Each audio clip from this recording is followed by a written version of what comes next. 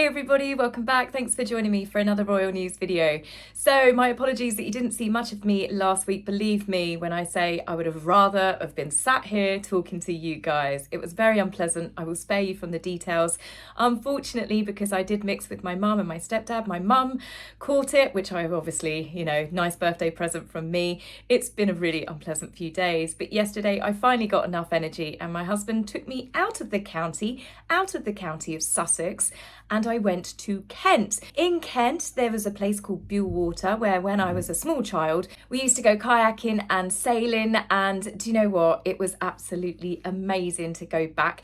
Funnily enough, it seemed actually bigger. Normally it works in reverse, doesn't it? When you go somewhere when you were a child, it often seems like everything's a bit smaller because you were smaller, but no, it's absolutely huge. It's an amazing walk. We only did a fraction of it really, but it was a really, really beautiful day. So I think getting that fresh air and getting out and getting the exercise was the extra added boost that I needed. So here I am. Now we're going to start off the video with some great news, and that is we had a Princess of Wales sighting as she attended a church service at Crathy Church, which is in Balmoral, with the rest of the royal family. You can just about make out Catherine's face smiling as they were driven by Prince William into the church. There was a brief moment of outpouring of grief for Prince William's beard because it would seem that he shaved it off now. He's gone back to his clean shaven look, unlike when we saw him with that casual video with Catherine for the Olympics the other day. I think he looks handsome with or without it, and it's always nice to smarten up when you're going to church. You could also just about make out Prince George and Princess Charlotte in the back behind their parents. The Queen gave a nice wave. She looked lovely in that colour green. It's one of my favourite colours on Queen Camilla as she arrived at the church with His Majesty, who I have to say is looking very, very well. I saw some pictures of him a few weeks back and I was a little bit concerned, but he was obviously just having an off day. Members of the public often line up to wave the royal family, as has long since been tradition, as they go to their weekly service when they're up in Balmoral at the Crathy Church. But as you can see from times gone by, they might have updated and modernised their mode of transport, and a lot of the royals drive themselves. Prince Edward, the Duke of Edinburgh, was seen driving Vice Admiral Sir Timothy Lawrence alongside his wife Sophie and the Earl of Wessex, their son James, in the back. Lady Louise looks like she sat this one out. She could be up to all sorts of things because we've recently found out that Lady Louise is totally in love with being in the Army Cadets. So much so, she's toying with the idea of a career in the military. This is pretty big because it means she would be following in her grandmother's footsteps and becoming the second only woman in the royal family to actually join the army. Queen Elizabeth joined the army when she was just 18 and became a junior commander with the Auxiliary Territorial Service of World War II and actually trained to be a mechanic. I think alongside Lady Louise taking up carriage driving, which she got from Prince Philip, and obviously her parents love it as well, she's turning out into be such a fine young woman. She's got beauty, brains and a determination to carve her own path in life and career.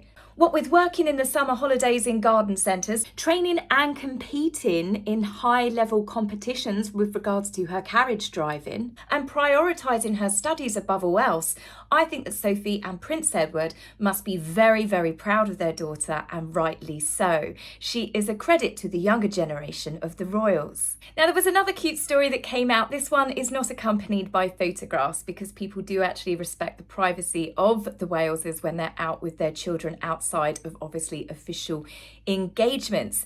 And they took part in a family fun day in Norfolk where they attended the Gone Wild festival to take part in a massive Nerf shootout. Prince Louis was heard yelling, "Nerf or nothing, let's do this," as he charged around shooting people alongside other children, some armed with smoke bombs. It looks like it's an incredibly fun day out, and it was very nice for Catherine and William to have been taking part. It's always nice to hear that Catherine is feeling well enough to do things like that with her children.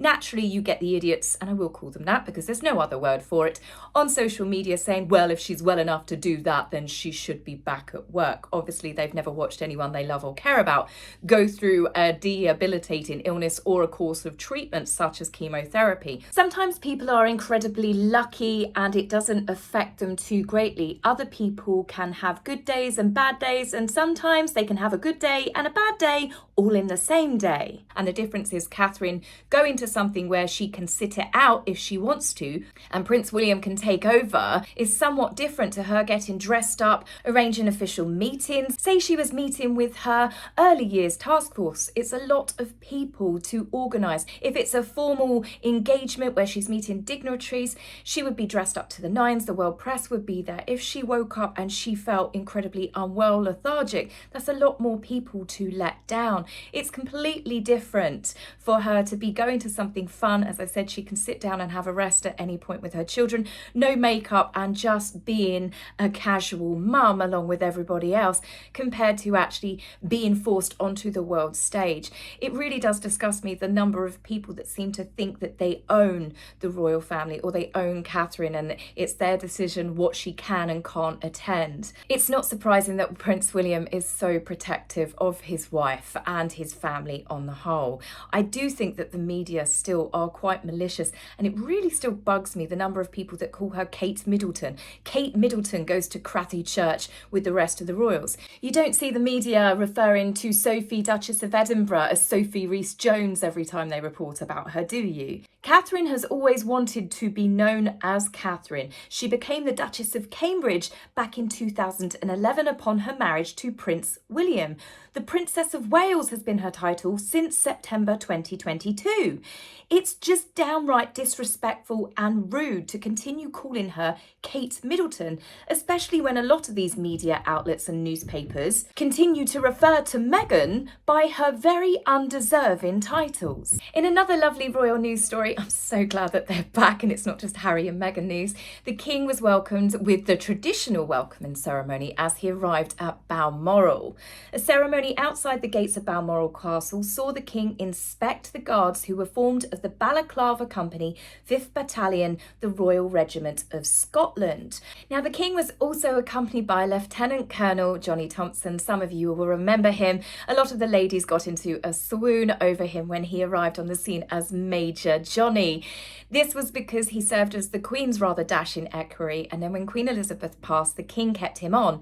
But he found him so invaluable and liked him so much that the King and Queen Camilla decided to keep him on in a more permanent position, and he now works in part, my understanding, as more of a secretary, organising the King's private affairs, as well as accompanying the King and Queen throughout their normal working day. Because he has been put into this new official position, I think that we will see him as a long-running member of the King's staff. So as I said earlier, when talking about the King's arrival to church, he's looking really well, and the video clip that accompanied the King's arrival to Balmoral to inspect the guards shows that he is doing extremely well. He was of good spirits, clearly seen chatting happily to some of the soldiers and also petting Corporal Cruahan IV, who is the regiment's mascot, and a rather handsome chap he is as well. Corporal Cruahan has been with the regiment since 2012 and had his first official engagement in 2013. He's even got his own set of operation medals that he proudly displays that were awarded to the regiment during his tenure. The cheeky chappie famously took a chomp out of Queen Elizabeth's sweet pea posy back in 2016 when she attended Stirling Castle, much to the Queen's amusement. Now, much to my amusement, the lovely little pony decided to try and bite Prince Harry when he and Meghan tried petting him back in 2018. What a good little boy. But it is true what they say, that animals and children sense things. Now, speaking of those two, let's get on to the backlash, which we all knew would be coming out after that Colombia holiday that they took at the Colombian taxpayers' expenses. It would seem that it's not just the Colombian government that are backpedaling, but Harry and Meghan are as well. A source close to the couple has stated that despite the backlash and a minor amount of embarrassment that's been caused, Harry and Meghan are keen to do more of these tours. That's what they love doing and what they enjoyed most about royal life. Clearly forgetting Harry complaining that he was basically carted out like a show horse, wasn't he? He was led to exhaustion to the point it was burnout. Meghan openly said and got caught saying that she was bored at King Charles's birthday party when she was taking presents meant for him, so much so that the King and Queen asked them to leave if it was that boring. And not only that, reports came out that Meghan had openly said that she couldn't believe that she wasn't being paid for her walkabout when she was in Australia. So of course now Harry and Meghan loved this, and it was their favourite bit of being part of the racist evil institute that near enough worked them both to death. No, I think it's got more to do with the fact Meghan likes having holiday trips completely paid for, and she also gets a ridiculous amount of security wasted on her. It boosts her ego and it makes her look special. She gets dinners and lunches held in her honour, microphones given to her for her continued stream of word salads, where she can continue to tell the audience of how great she is. And not only that, she's gifted lots of presents by her hosts. Yes, this is obviously why Meghan loves doing these little tours. With over $2 million reportedly to have been spent from Colombian taxpayers, needless to say, the VP has quickly got out a statement saying they were invited to promote tourism. Harry and Meghan have said the same and even released a very short video showing themselves, which naturally would show the world what a great country that Colombia is to visit. Now, as you know, I believe so, and it's on the list of places to visit for me and my husband. But if you went by Harry and Meghan's photographs and video clips of the military, the police, the Kevlar briefcases, it would make you think, well, that's very dangerous. I'm not sure I'd want to go there because I wouldn't have that sort of security to protect me. And not only that, when you're looking at places through a catalogue, where would we like to go on holiday? They visited schools, they visited school children. Why would you be wanting to do that when you go on holiday? They closed down villages and towns so they could have their motorcade drive through. This is not the sort of thing that you and I would have when we go on holiday, nor would we exactly want it. Now, it's not just the VP that's obviously panicking from a little bit of the backlash as well. Archewell have done a press release, naturally. The press release is to make sure that the world knows that they're not greedy grifters, that they actually went there to be charitable humanitarians. And they have done an announcement as to exactly what that they have given the country of Colombia. The couple will be donating drums to the school that they turned up an hour late for. They are expanding the socio-emotional gym program, whatever that's meant to mean, at the school that they use the children for photo ops for. Oh, and yes, not forgetting, they will also donate funds to upgrade a secure environment for local children to explore, learn and connect. Basically, in you or me speak, a playground. So they're going to be giving money to a playground and a gym that already exist. See, it's got the Amber Heard undertones. They are pledging. Now, I also mentioned this bit of the press release just in case that you didn't quite understand how giving and caring that they are. They felt the need to point out the 3 donations are intended to make strides toward a more equitable and compassionate world. Yes, you heard that right. Millions spent on the couple's security, with police and the military diverted from protecting members of the public in Colombia, which in certain areas, as we know, there is somewhat a danger to daily life.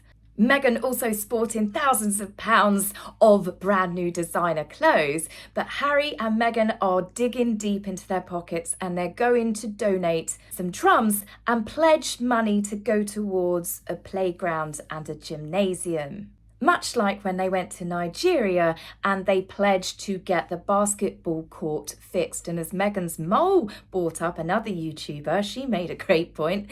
Do you remember when they visited the school in Harlem and they said they took them a couple of boxes of vegetables because that's really going to help a really poverty-stricken school? Well, they pledged to donate a washer and a dryer. According to Meghan's mole, that school is still waiting. The fact that they have come back from Colombia and said, we will be doing this, we will be donating. They didn't go out there with that money. They didn't go out there as part, we're going out there to do this. It shows that it was purely an afterthought. It was damage control. Much like the VP saying that other agencies, international agencies, help pick up the costs for Harry and Meghan's trip, which in part, they largely funded themselves. It might have come out of Archewell Archewell's donations, that I truly do believe. But as for the international agencies, they were quite vague about it. I wonder why. I'm pretty certain it's not going to be the UK government that's been given any money for these two to swan about and pretend that they're on some sort of royal tour. The US government, however, well, I don't know, that is somewhat questionable. The Royal Grift, again, another fantastic YouTuber. She's like the royal YouTuber investigative reporter. She, on one of her videos, thinks that the US government is involved. But we will just have to wait and see, because as we know, everything with Harry and Meghan will eventually come out in the wash. And as I said, I believe because they saw the Invictus athletes briefly, no doubt Invictus have had to dig their hands in their pockets to go towards the couple yet again. It's truly shocking at this point that anyone would give donations to Archewell when it's so clearly obvious the reasons why they registered their agency, their charitable organisation, whatever you want to call it, in Delaware, where they only have to give 5% of donations away to charities and they get to keep 95%, or rather not keep, but use it on overheads and expenses. I honestly don't think that a true humanitarian, let alone a multi-millionaire one, would allow a government of a country where some people are living in extreme poverty to spend taxpayers' cash on them to come over for a jolly, for a holiday, let alone then putting out a press release a mere few days afterwards informing the public of their so-called generosity and wanting praise and acknowledgement for it. Let's be honest here, that's the only reason why they've put this press release out. It sums up Harry and Meghan completely, because real, genuine people, not real people, of course, real people, but genuine people that want to do good. They want to help other people. They want to give their money to go towards good causes, organisations. They want to volunteer. They want to give their free time to help others, to make the world genuinely a better place. They don't need to do social media posts. They don't need to do press releases. There are lots of people out there in the world that do so much good, and a lot of celebrities, he's like George Michael, Robin Williams, we only really found out how much they actually gave away to charity and helped others after that they died, and that's mostly in part because people respected their wish to remain anonymous.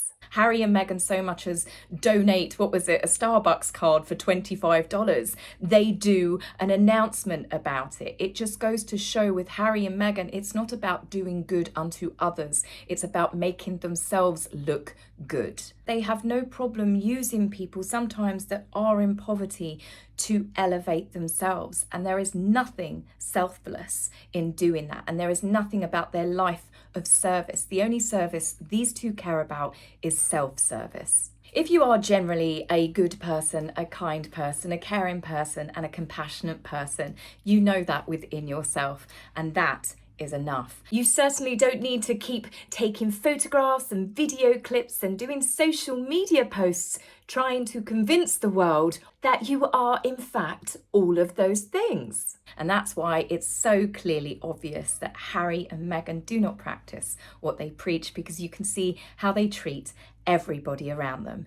Now, I've got a theory on some more stories that are coming out to do with Harry, to do with the king, who is apparently now channeling his faith in trying to find ways to forgive his son. And I'm sorry, I honestly have come up with the best way to help Harry. Join me for my next video, which I'll tell you now, I've called it Free Harry, and I'll tell you exactly what I think. So guys, it's nice to be back, and I will see you very soon. Take care for now. Bye.